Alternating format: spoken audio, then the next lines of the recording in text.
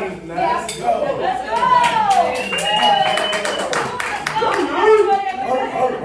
Bring up the phone.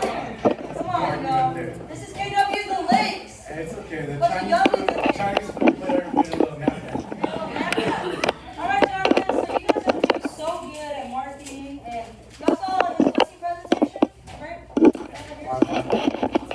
He still has us. You guys can see inside the high level stuff he's doing. And you guys will notice he's a celebrity right now with his videographer right here. So he's perfect for marketing. Look at that. He's a videographer right now. If you're not doing marketing, I mean, I don't even know why you're doing real estate. Yeah. Take it away. Preach. So, again, Jonathan Ybarra again. I just wanted to start off by kind of setting the mindset of marketing and stuff like that. I mean, has anybody else sold anything besides houses before? Sold anything but what? Besides houses. Skincare, coffee, Truck parts. huh? Truck parts. Truck parts? Anybody else sell anything besides houses? Sell weed back there.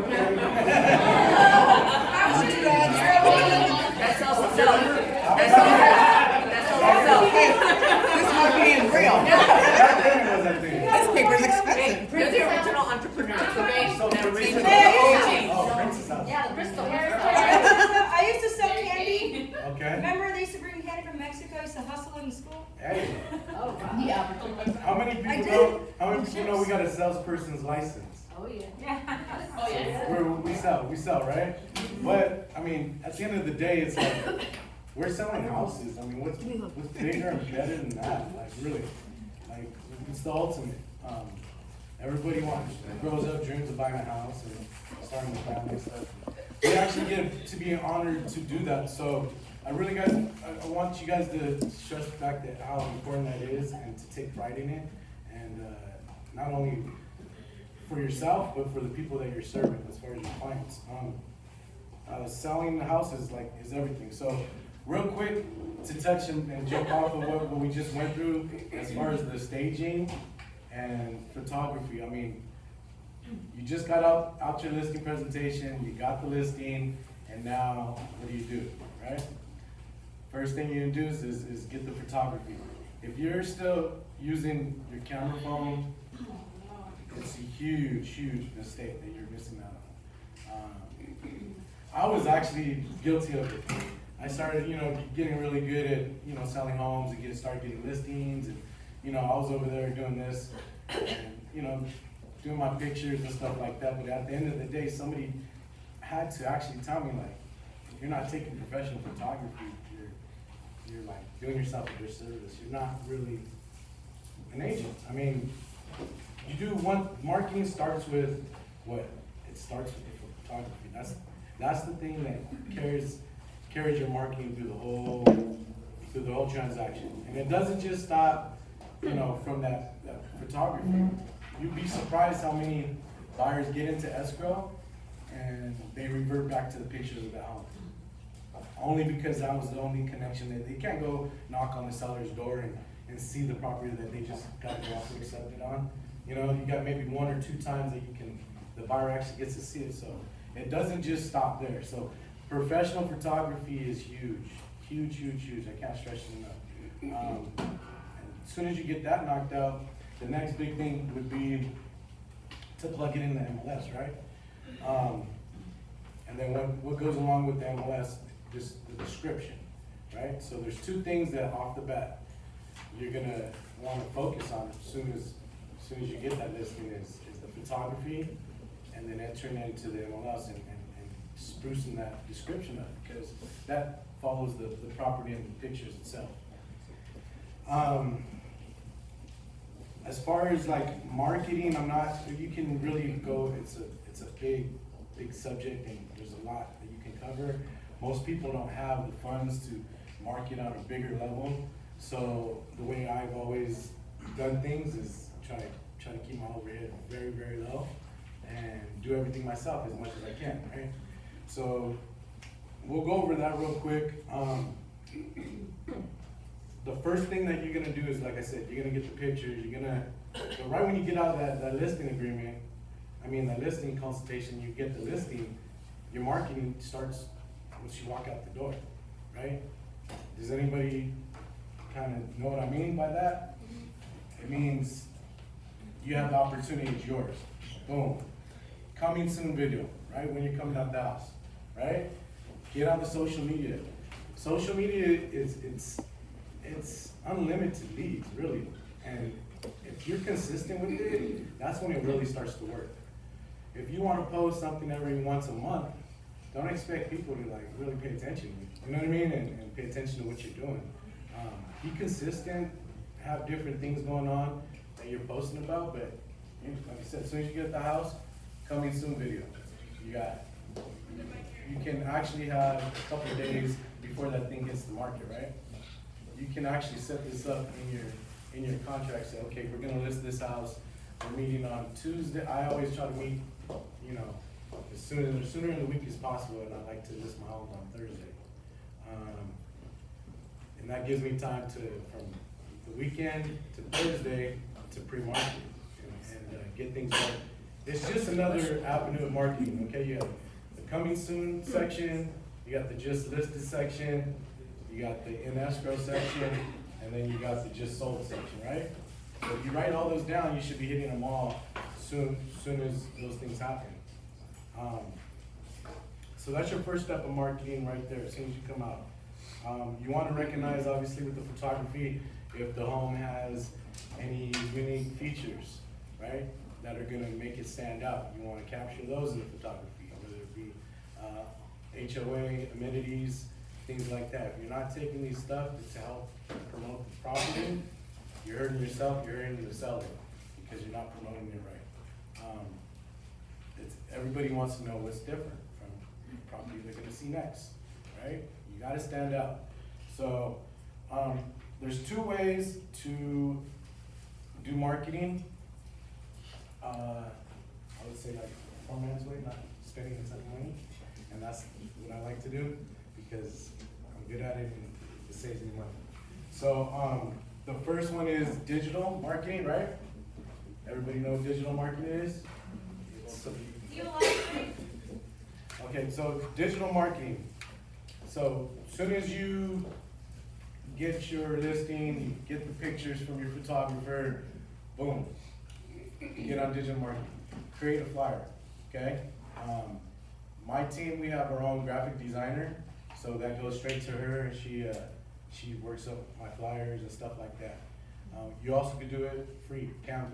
I don't know if anybody's been using Canva or anything of that sort. Super easy, plug it in, write your description, get it out. Digital marketing is right there. That's your first step, is making a flyer, then plugging it into your avenues of platform, which are, the more you're affiliated with, the better for yourself, right? So a couple of them, Facebook, Instagram, TikTok, what else is out there? Those are the three main ones I touch, but I try to stay consistent on. I would like to get on more, but again, that consists of more and more. That's why I got my media guy now. So, yes sir, Derek. LinkedIn. LinkedIn's a good one. Really, you could get, the more the merrier. That same flyer is not, you're not making a different flyer for each one. You're doing work one time, and then you're spreading it out, and you're getting it out there to the world, in a sense. So you got those forms of platform, and then you also have, so you want to hit those hard, obviously, and you want to be consistent, at least every week till the property's gone. I would do twice a week, you know, but not the same one. Switch it up, be a little bit different. And then the other form of marketing would be the raw marketing, right?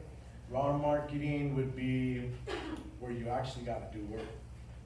It's not digital. It's not throwing it out there and hoping, you know, for the best. It's actually doing the legwork.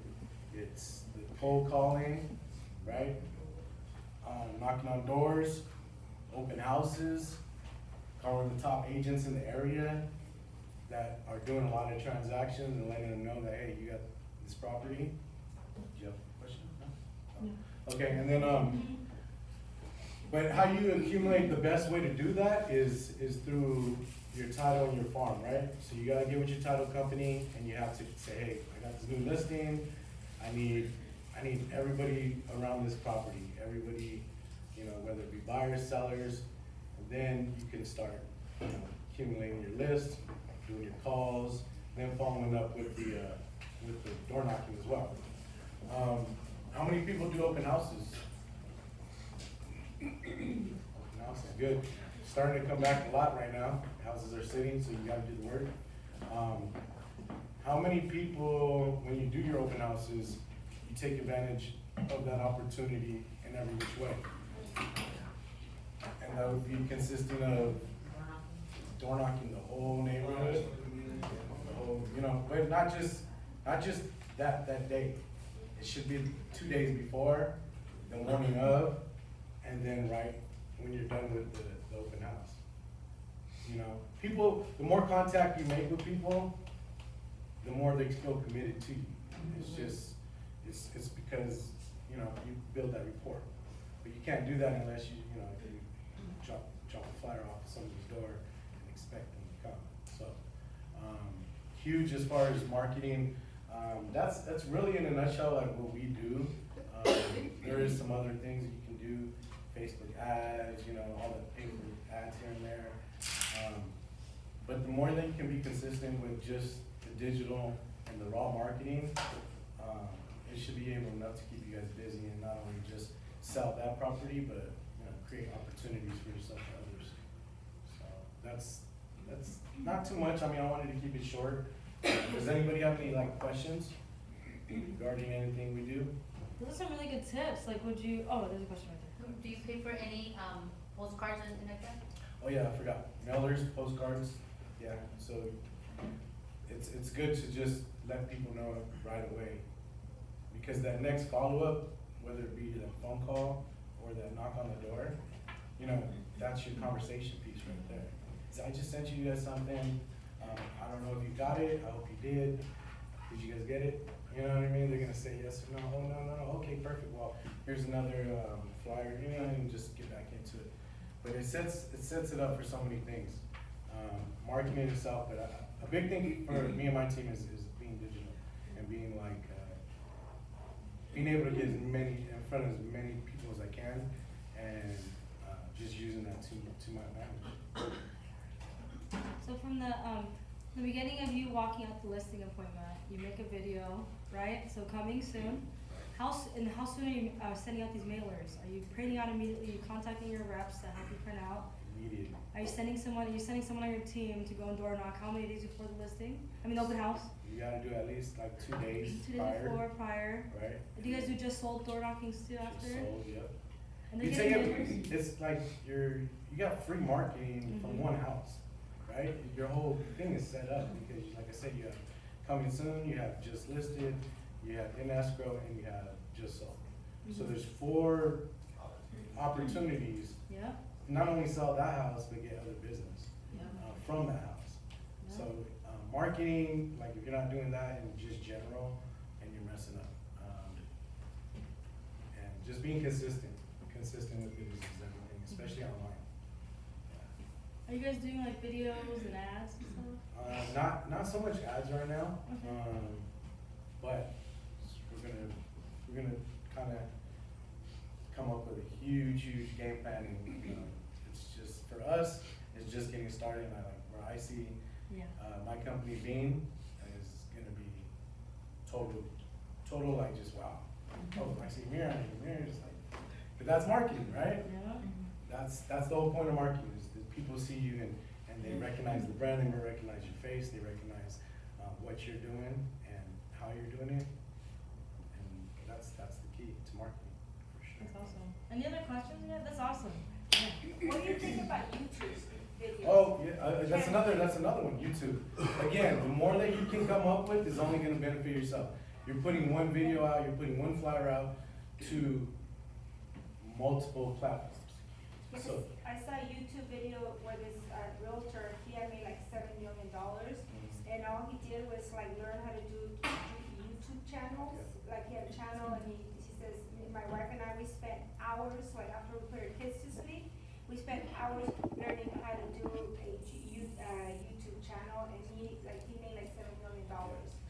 So once you get to understand the algorithm of these platforms, that's when it starts being fun. Yeah. Because you're just not making a video and it's just out there. You know what I mean? It's actually has purpose and people are actually driven to it because of the algorithm, right? So study on those things. You know, I'm not a master by no means. I just know that if I don't do it, then someone else will, and it's just taking money from my pocket. Like I'm not gonna be sitting around not doing anything. That's just not my style. I'm proactive, and I follow trends, so I always try to get in front of the trends. Or if I'm not in front of them, I make sure I'm in the middle. And if that trend is ending, I make sure I'm not even leaning on that trend because it's ending, right? So be smart enough. It's just like the stock market, it goes up and down. You want to get in things before they actually happen.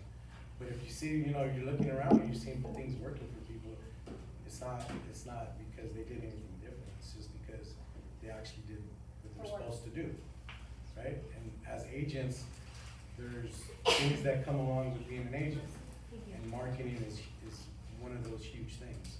So nail it down. You know what I mean? Get excited about it because it's just putting your face out there and getting an opportunity to get more business for yourself and promote what you say you're going to do, to your sellers, to your buyers. They can expect it and know that you do what you say and they see it firsthand. I think technology allows us to get in front of hundreds of thousands of people if we know how to use it correctly, instead of door knocking. I mean, door knocking is good too, don't get me wrong, but technology allows you to just, it's endless opportunities. So that's the you got the raw marketing, which is the people skill, right? That's the people skill. You're knocking, you're talking, you're creating and you're marketing with your mouthpiece and whatever you're handing them. But like you said, the other one is just like, it's huge. It's like they call, when you make a video for marketing, it's an evergreen video. They call it evergreen videos because they're forever green. They don't die.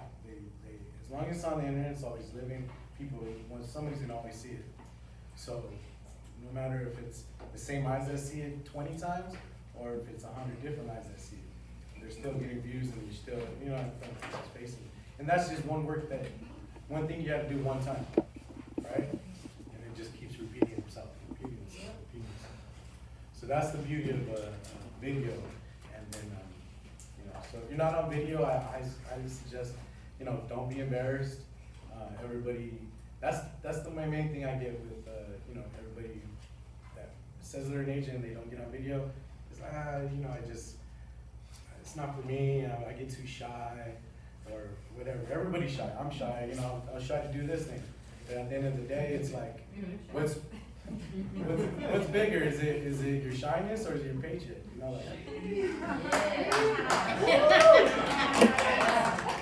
So that's my little nugget for the day. Yes. When you do your pictures for the ILN, sometimes I see a bunch of pictures on the listing. Sometimes you 50 or 70 pictures. What do you have a limit and what do you tell them to do? Yeah, for sure. I think too many pictures is like, why? Yeah, it's like 35 or 50. Yeah, it just doesn't make sense. I'm sure we'll see it. Yeah, no. And there's even times where like if the property's lived in, I'll purposely okay, I'll take that picture out. Even though my photographer did the best they can, I just don't see the value in showing this room. Either it looks smaller in the picture. Just because it's the room doesn't mean that it has to be shown. So you gotta really look, like she said, you gotta look through things through a buyer's perspective, right? What do I want this to look like? What do I want these pictures to actually hit me with? Is it too many? Am I gonna get overwhelmed? Is it too less? But yeah, I do say that too many is sometimes too much, and you do want to be selective with the pictures. And even if you had a core 5, that's even leaves enough room for the imagination to get out there and go see the rest of the house. Awesome. Thank you. Yes, sir. What would you suggest for a newer agent that doesn't have listings and wants to do more with social media? What would you suggest they do? Get with the team. Or give it, you know, an agent that you can have. Or give it other agents and ask for permission. Use, New builds. can I take over? New builds, use office numbers. Use your office, use our company. Okay. Use KW. Yeah. Use KW, use our office. You wanna Everybody make in- videos and use the National Association of Realtors, sorry. Yeah, no. Just do some research. Your videos could all just, you don't have to have any transactions about listings. Go to new builds, make some videos about that. Get with the lender, get some numbers. What are the rates? Maybe your video this day is interest rates dropping because they dropped last Monday, That's right? that's just one thing that you wanna post. Like she said, you wanna Yeah. get a variety. A variety of stuff. At the end of the day, just start. Just start like, yeah. Doesn't matter where. Introduce yourself first of all. Yes. Don't be a secret agent, right? Right. But don't just be like, okay, house. People get really tired of that real quick. They know you're a realtor, they know you sell houses. You know what I mean? So you don't wanna just say, okay, got a house for sale every week. You do, but you wanna throw that in with 4 other flyers or videos. You know? I wanna say something about the new builds. Girl. I know you, like, how do you go into it? You go to the office and you introduce yourself to realtor, cause now they're asking us to come back. They're coming to our offices, they want us to sell their homes. You say, hey, I'm a real estate agent, I have buyers and they're, you know, not in town and I would like to do a video in the home, is that okay? And they're like, yeah, sure, go, because they want you to bring buyers. So you come and, you know, take that opportunity to bring someone to do the video for you, whether it's on the phone or not, and then post that, here, if you're looking for a new home, here I am, so you can take those. And it could be free TikTok video. So that's why I was If asking. you have no about the money, do YouTube. what you got to do. That's why I was asking about the YouTube, because you can make videos and post them on YouTube, TikTok, all these other social medias, but just ask them and they're mostly will say yes. And I would go to all the new builds and try to get as many videos as possible. You ask, I Go- don't even ask. Yeah. Well, just because if somebody, Yeah. sometimes, Just make sure there's nobody in there. yeah. Yeah, or like even Well, they have sometimes. cameras. I'll let them tell me something. Yeah. Well, thank you so much. I mean, another good idea too. I remember when she made a part of requirement for her team is going to like vacant homes or pretend you're showing Oh, yeah. property. They don't know who your client is, and just so you know, social media perception is reality, y'all. So you could go and Make as pretend big as you want. showing property today with buyers. There ain't no buyer next to me, but they don't know that. Yeah. Showing house number 1, house number 2, Yeah. writing an offer tonight. You can like. My friend Ivan Estrada, my friend Ivan Estrada is the #1 agent in Beverly Hills. Like, he kills it. He sold 75 homes last year, but for 100 million. You know what I mean? Like, cause he sells like the big listings out there, and how he's broke into that market. That's what he did. He would go and start showing like, oh, I'm right. He brought a guy to follow him around, you know, and they're videotaping him, and he was like, here we are today, the newest listing in Malibu, and the ocean is here, there, and then he would do these great videos. So today is Gwyneth Paltrow just sold this house, and I was like, how do you get the info? He goes, Sophia, I go to the LA Times, I bring up the real estate section, and whatever they print it, I make a video on it. So they think it's my content. So he did that, and then he started doing the videos. He was Innovator of the Year for Inman, and from there, I mean, now he wrote a book. I mean, he's really, really wealthy. I mean, right now he built a custom home that he's gonna only stay in 3 weekends a month for $5 million. But like the thing is, he started like that, and he started with a very low budget. And he said that the guy that videotaped him was like, when do I get to? He'll be like, look, I only have money to buy 1 sandwich. You want to split the sandwich? Because they were like, he was just starting out. Okay, so perception is reality. If you're showing homes, dress up like a realtor. Show your own home if you have to. Stand out there. Yeah. That's what TV does, yo. All right. Hey, you ain't got no listings, throw a listing sign on your picture. We'll have a panel here. All right. Thank you so much. Don't forget, we're gonna bring you guys back up again. Really quick, we have one more segment. Thank you guys. Thank you. It's wonderful. Thank you, sir. Thank you, sir. All right, we're gonna close it out with Aurora Gutierrez. We're gonna welcome her back up to the stage. All right. Now, come on. Let's do this. There's energy up in here. So we're gonna discuss how to have a smooth escrow and what to do after closing, and the importance of keeping in touch and educating your client each step of the way. Right? Yeah. Awesome. Take it away. One day I'm gonna have a video guy just follow me around. Yeah. Okay, so escrow and after closing, smooth escrow. I always always one of the first tips I tell them is like, well, do you have a team? Like, who's your escrow officer? Who's your lender? Who's like all these people? Who are you working with? Because it's super, super important. When you're in escrow, you as an agent are coordinating the orchestra. Like, you're like telling people what to do. You're just the coordinator, really. So people are gonna come to you for the updates. Even if it's a lending update, they're gonna come to you for an update. If it's an escrow update, they're gonna come to you for it. Whatever it is, they're going to come to you. So you need to make sure that you have a team that supports you and that you communicate with.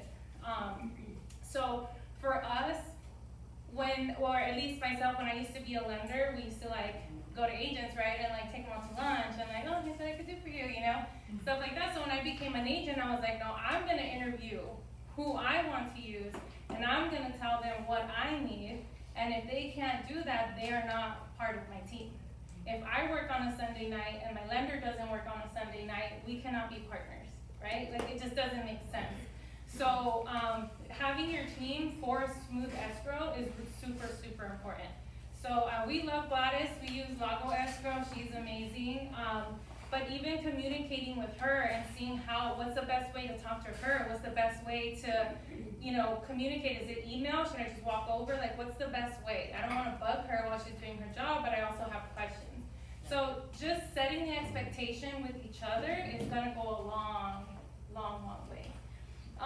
Setting the expectation with your client. I am a huge, huge advocate on having your buyer's consultation mastered. Like in every language, like however, if you need to have it mastered, because a big part of the buyer's consultation is going to tell you how you're going to do your listing. Like if you don't have that mastered, your listing's going to be that much more harder. And the reason I bring that up is because the buyer's consultation is all about setting expectations with your client. You expect to pay X amount for the inspection, expect to pay X amount for the appraisal. There's going to be a moment where you have to send your EMD. You know, don't freak out when we ask you for that deposit. So it's all about setting expectations. The same thing goes on the listing side. Setting clear expectations up front is going to take you a long way when it comes to getting into escrow. So the seller should know, you know, hey, the buyers they have the right to request repairs on your house. They are exactly that, a request. Don't freak out when they send us this big old list. It's a request. But if you don't set the expectation of that, when they receive that, they freak out, don't know how to act, and then you're getting that call. Instead of saying, hey, you know, I would prefer to get a call where they say, hey, did they send the request for repairs yet? And they're curious about it, than me calling them with it and they're like, well, what are you talking about? Why did they do that? I already fixed all the stuff, right? So setting expectations with your client is huge. That's gonna get you a smooth escrow as well. Communication throughout the escrow. We are still working on our process with that, I'll be totally honest with you, just because our team is changing. But communication throughout escrow, like, are you going to call your client every Monday and every Friday with updates? Are you telling your client they're going to be hearing from you on those days? Or are you just calling them all the time? Like, what is your style? That's gonna be huge. I think that, well, for us, we have a team, so we have like our admin calls sometimes, Hector's the listing agent, he calls sometimes, and then I kind of help through escrow, so I call sometimes. So we're still trying to figure out that process for us. But what I feel will be the best as far as like for Hector being the listing agent is like on a Friday, here's what happened throughout, because me and Belle are talking to them, right, throughout the week.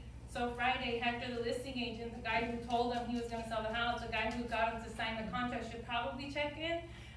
So he'll check in and just make sure everything's good to go. Do you have any questions? And then we're good, and now we don't have to hear from them over the weekend, right? Because they're all nice and updated and everything's good to go. So communication and expectations is key to having a smooth escrow and having the right people on your team. Mm-hmm.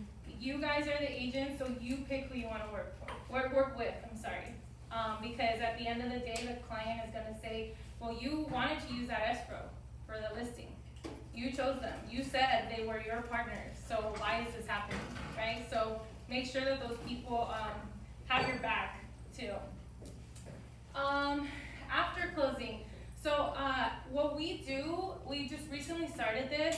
Once we turn in the keys, we have their home moment, right, gift and all that stuff. We also give them a little folder. This is just information that they already have, but it makes us look like pretty badass when we give them a folder with our marketing, right, our logo and all our stuff on it. And it's like, these are the utilities, here's the phone numbers for this area. And it has a cute little note that Belle made, like congrats, like you did it, you know. And then it has, here's a copy of your home warranty, here's a copy of your home insurance. So all like the stuff that people call you for after, we were like, oh, I don't want to get these calls anymore, so we put them in this folder and we say, here you go, here's the stuff that you're gonna need or you might have questions on. And then they're like so grateful and they keep it, right? And they already have it in their email and stuff, but it's just a little extra thing that we just started doing and people love it. So we do that, and then we use Command. I like to say we use it at a pretty high level. You can always learn more, obviously, and it's always changing. But we do use Command for the 36 touches, all the smart plans. So they get their 1-year anniversary card. That's an automatic thing. We use AM cards. It's like $12 a month, and so we can schedule them through there to just go out. It's a really nice card with a picture on it. So we do that. We also call the lender to get their birthdays. If it's a buyer, we call the lender to get their birthday so we can add that to our calendar. Because sometimes you just get the birthday of like the one that's on Instagram, but not like the husband or something like that. So we now try to get their birthdays and all that information so that we can send out birthday cards and, you know, brownies, things like that. How else do we keep? I'm trying to think what else we do to keep in touch with them. We do our DTD2s. DTD2 calls, those of you who took hold, you know what that is. That's like a huge part of how we keep in touch with our past clients. Just checking up on them, also asking for reviews, all those kinds of things. We are working on getting better at getting reviews up front and asking for them before we close. It's just, you just have a higher success rate if you get those reviews before closing. Let me see, I don't know what else after closing. Honestly, Command handles it all for us. That's why I can't come up with anything. Command reminds us to call them, reminds us to send something out, reminds us the birthday, like everything's so automatic after that. And then this year we're finally doing our first client appreciation event, so we're excited about that. I'm scared and excited, but it's our first time doing that, so we're excited about that, and we'll see how that goes. But it's all about just keeping in touch with them. If you do set the expectations, you have a smooth escrow, there's no reason why they shouldn't be recommending you to people. Everybody knows people, and it should be super easy to call them and ask for more business because you now have that relationship with them and you did such a great job with them. We always make ourselves available too, like if they need to do you need a refinance, do you need a roofer, do you need a tile guy, what do you need, anything with your house, please think about me and call me. Why are you doing your flooring? Like, you trying to sell? Like, what's going on, right? So that's why we try to keep in touch with them as often as possible. If I have a really close relationship, I tend to get like I have like 30 moms out there, like all these people waiting for us to have babies, and like, so like they're always like, hey girl, how are you? So I go deeper like that with people than like Hector would. But Hector, the calls that he makes are more analytical and like, hey, I know he's gonna be curious about what's going on in the area and things like that. So there's just different styles of doing it. But like I said, Command does it all. I mean, there's really nothing that we do that's too different. Marketing, having your logos and everything nice and uniform and clean is a huge part of that too, because they do expect that. They do expect that. And we do pop buys. Yeah. That's the biggest thing. How could I forget? Pop buys are huge. Hector hates them. He hates that I'm like sitting and making little bows, but you guys, like we send them out to our top 50 clients. Basically what we do is like I don't know, the last one we did was 4th of July. We bought lemonades, the Simply lemonades, like $1.50 or something like that. We put a bow on it, and it said, "You're simply the best. Please think about it. Please let us know if you need anything, or we love referrals," or something cheesy that rhymed with it. and we just leave it at their porches. And I'm telling you, like, people love it. They go nuts for it. They call us to thank us, gives us an opportunity to ask them how they're doing, how's the house, do you need anything? And they'll be like, oh my God, I was just thinking about you, and then I saw this juice here, and I was like, oh, like, it's a sign, I need to call them, or it'll just remind them that we're here. My older clients love it because most of them think that I went to visit them and they weren't home, and they're like, oh my God, you stopped by, like, that's so nice of you, but really, we sent someone and they just put the lemonade out there, but people love that kind of stuff. We do it for Valentine's Day, we do it for New Year's, we do like, and we only spend like $3 per, like that's like, $5 is like the max. People love the pumpkins, we drop off a pumpkin in October, that was a really, really big one that people really enjoyed. But yeah, that's really huge, and it's gotten us deals, so Hector lets me do it. So two things I wanna add to that, cause then, like she said earlier, 90% of what she does is she's learned here, right? Yeah. And I'm so grateful because now but I learn a lot from them, cause they're actually executing. So one of the things that you want to do is, I go and start a spreadsheet and call it the Gutierrez Team White Pages, or call it your preferred vendor. So have a preferred list of the vendors that you commit to work with, like that you have like, that's a way for you to get business from the vendors. So I'll call my painter Victor and say, Victor, you're on my preferred vendor list. So I want you to refer me to people. Well, he referred me his Aunt Blanca, which sold a house on Capitol Peak with me and bought one, and Iris helped me on the buyer side on that one. We did 2 deals from her, for my painter. But guess what? He's on my white pages, and my white pages goes on my every single buyer consultation, every single listing, they get a list of the white pages. So I'm promoting their business. So it's a way to create a win-win. So you have a preferred vendor list, right? And then for the Popeyes, if you don't have 50 past clients, I want to say this. Who are the top 50 people, maybe it's 20 people for you? Who are the people that would actually in your life would send you business, even if they haven't yet? Yes. Who are your best friends? Who are your core? Who do you know that start thinking like this? This is like on your database. You need to start tagging them by their occupation. Don't forget to tag them by their occupation. Tag them if they're a mother, are they a father, are they a firefighter, are they a police officer, are they a nurse? Because guess what? Go to the internet and bring up the holidays. Every single day of the year, every single day of the year has like ice cream day, cop day, nurses day, teachers day. On those days, you want to tag them that and then do a smart plan so all the teachers get a happy Teachers Day text message from you. So these are like Popeyes, or these are reasons to do Popeyes. So for example, right now, you can say, okay, right now it's August, back to school, right? You can do you tag who's a mother who has school-age kids? You can drop off a little backpack with crayon supplies. Does that make sense? So it's your command database, using it at a very high level to do your Popeyes. And ask yourself, who are my core advocates? And the most smart thing is this: when you meet people, you will meet people that have access to a lot more people. So who are the people that are like HR managers or supervisors or in a position where they're like, I ask people all the time, who do you work with?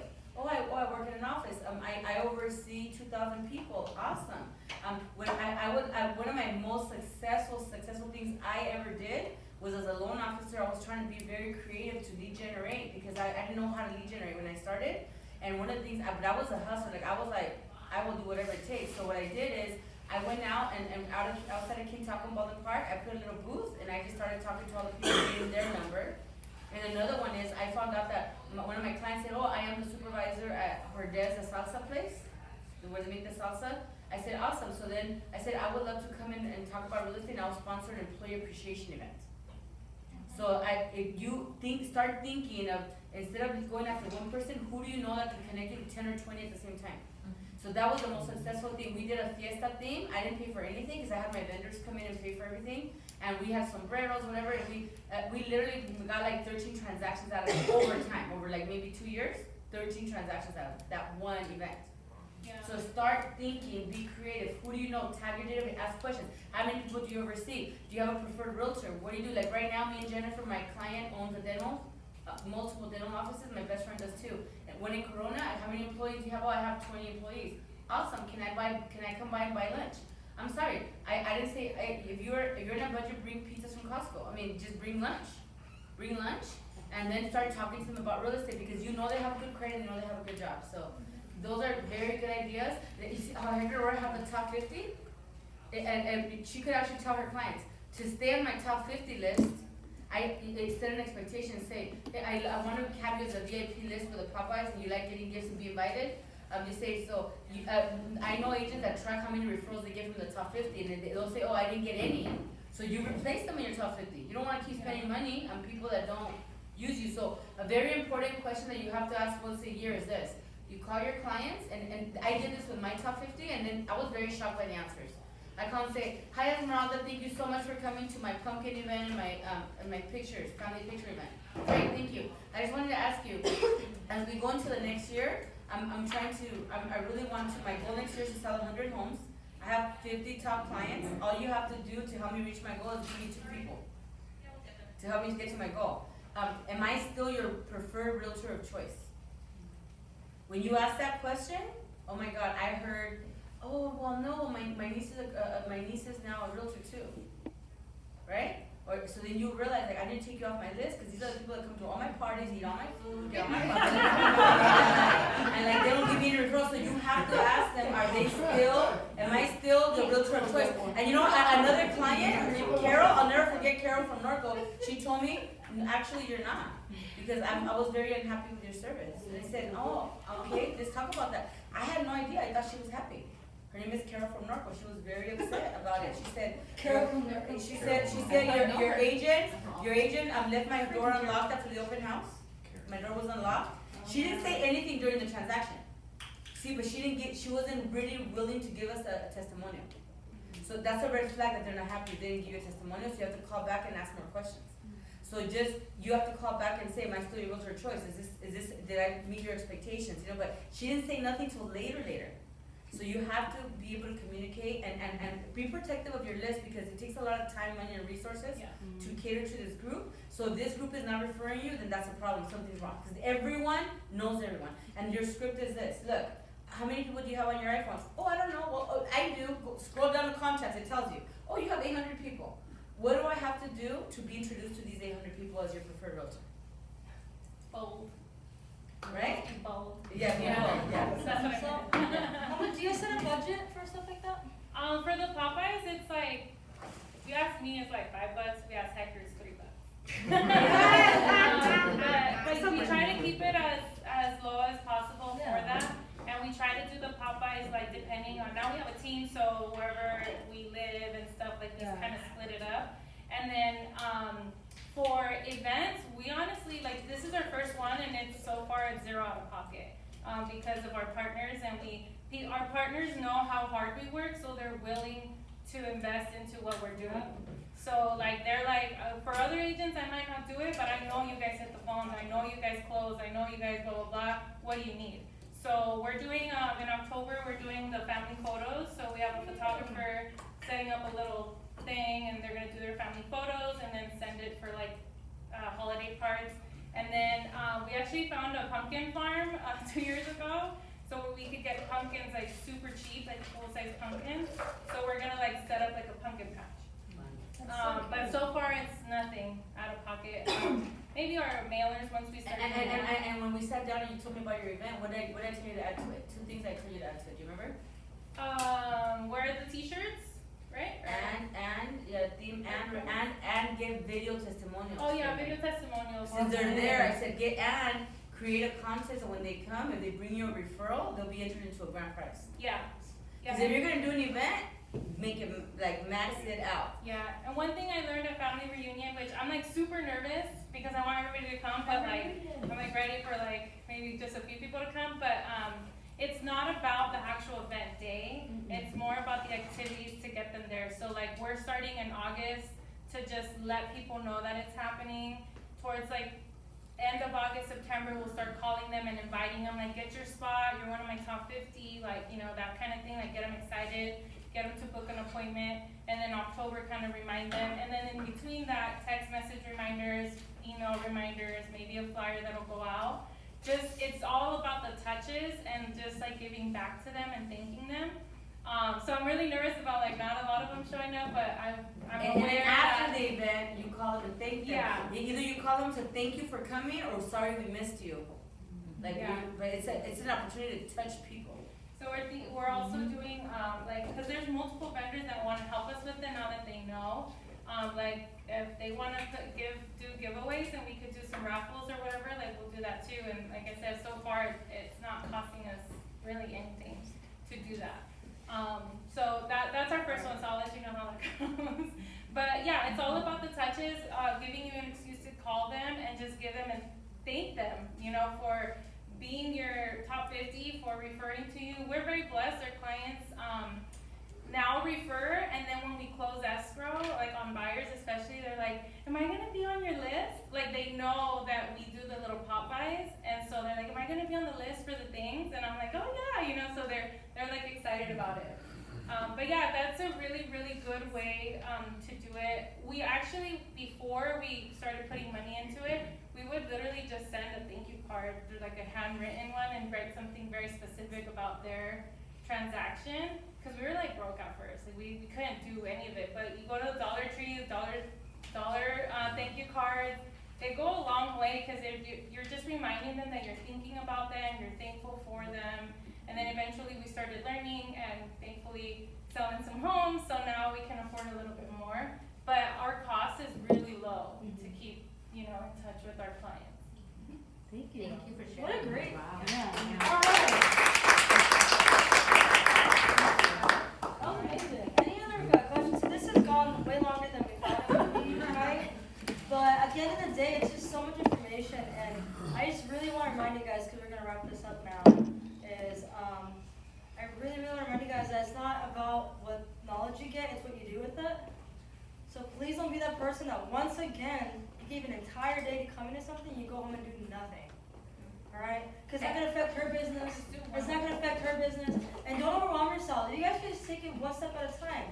Look at your notes and decide on 3 things you may implement in the next month. One thing. Or even one thing. If you can leave today and implement one new thing like Aurora just said, then that made a difference in. And I want to thank Jake, because this boot camp was her idea. We're trying to add value, and she's like, let's do a boot camp and invite everybody. So let's give her a round of applause.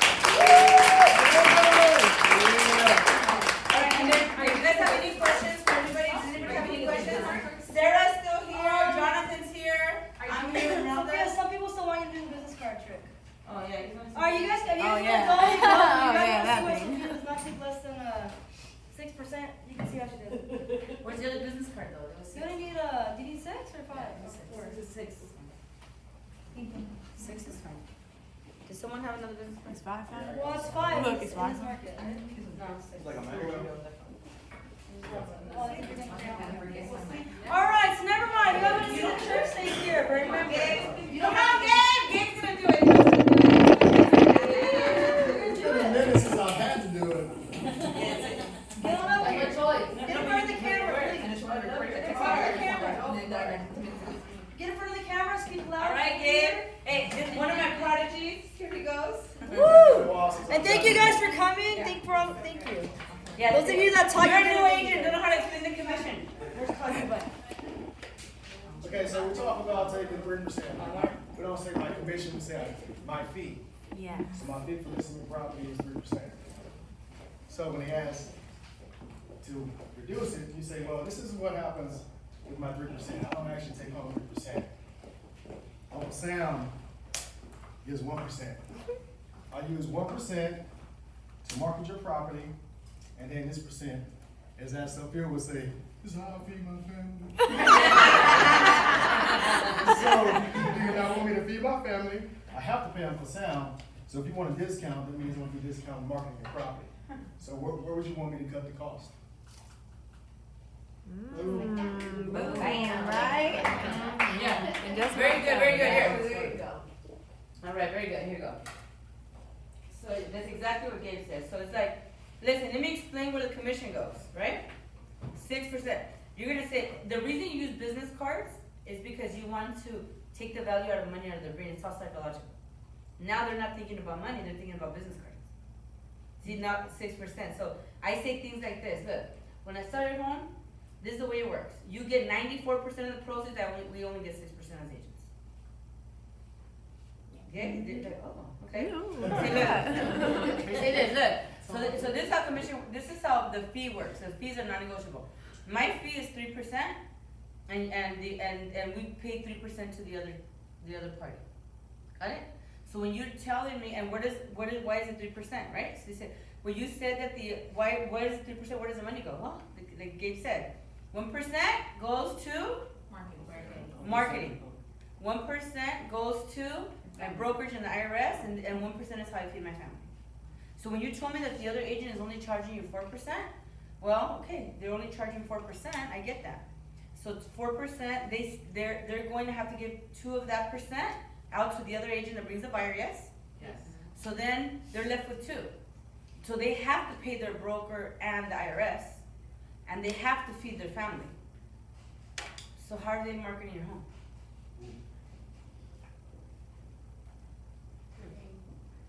Boom! Nice drop. Got it? I used this so much in the beginning when I started. And I learned this at family reunion. I actually used my last $800, went to a conference and came back, and this is what I learned. And I'm teaching you for free. But the point is that this taught me so much, because then people are like, okay. And they got me more money, yeah? Whatever. So, you guys got it? Yeah. You standing ready to present it? Yeah. Come on. Yeah! Come on. Oh, jeez. Because I like to push people to grow, yeah? Yeah. And then Claudia's going next. All right. Role play. Can you charge 4%? Can I charge 4%? Well, let me show you. Can I show you? Yes. How that would not be a benefit for you? So if I charge you 4%, we're gonna give 2% to whoever sells your home. I have to give 1% to the IRS, because they will never forgive me. I will die and they will still come after me. And I have to give the percentage to my broker. I have to feed my family. I'm a little chunky, I do eat. My family does too. So how are we gonna market your home? Okay. Remember, it's important to show the two samples though.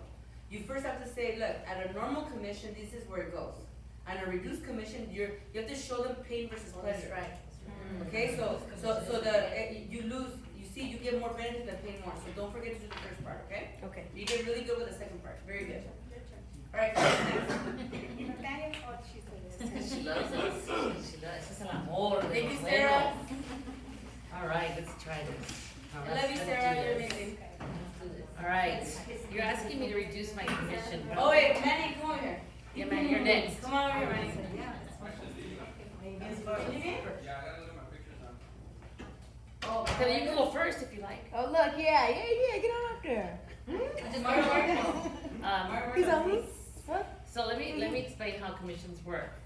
Usually we do a 6% commission, and I'm gonna explain where it goes. Fee, 6% fee. Sorry, 6% fee. Thank you for correcting me. 3% is going to go to the person that is selling your home. 3% is gonna come to me, but I wanna break it down to where it actually is going. 1% is going to the IRS and to my broker fees. Why do we wanna pay the IRS and broker fees? Because we already know IRS penalties are super high, and that's not one thing I wanna handle. 1% is going to marketing, and this is how I get to market your home. And 1% is going to myself, where I feed my family, because I'm a single mom, and this is how I make a living. Now, you want to ask me how you want me to cut my fee, right? Let's try this out. What happens when I go to 4%? Put those away here. We got 2% that's going to go automatically. I would talk to who's selling your house. We got 2% that is going to go to, we already talked to a broker and IRS. And obviously I need to even pay my mortgage. So how am I gonna market your home? So. Very good. So, yeah, good. I had a buyer, but I think I wanna be the buyer for the next person. Cause this Yeah. buyer was so difficult. You mean seller? So- Seller. No, oh, I'm sorry, seller. Yeah, but remember, don't say you asked me to reduce my fee, don't say that, just say, you meant, there is other agents, you always wanna say, Okay. there's other agents that do it for 4, cause there always will be. There's people that do it for, like, there's always will be, so you're always not comparing, right there you compare yourself against yourself, that's not smart, okay? So you're gonna say, against other agents, make other agents, and say, the reason I bring more value, okay? This business card trick, you guys just got the golden ticket right now. And she said something too, that that one particular seller told me the story of how agents came to him and said stuff about, oh, I have to feed my kids. And he's like, I didn't make them. He was straightforward. I don't care, that's your problem with the IRS. I just want my household. So some sellers are very aggressive.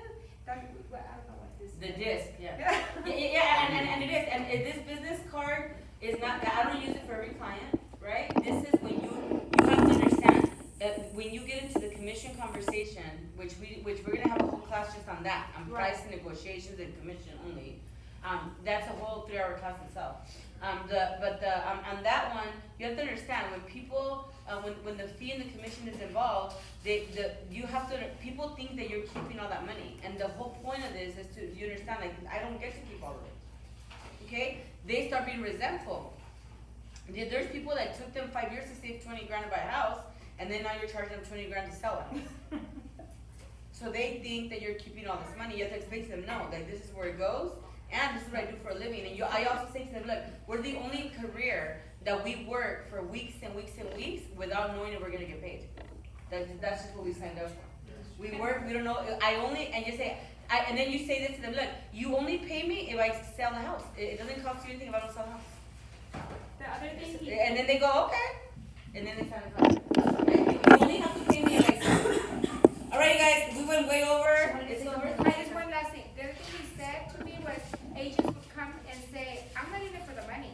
He's like, well, what the hell are you here for then? That's your job. So sometimes we I make no mistakes. I'm here to make a living. I have made 4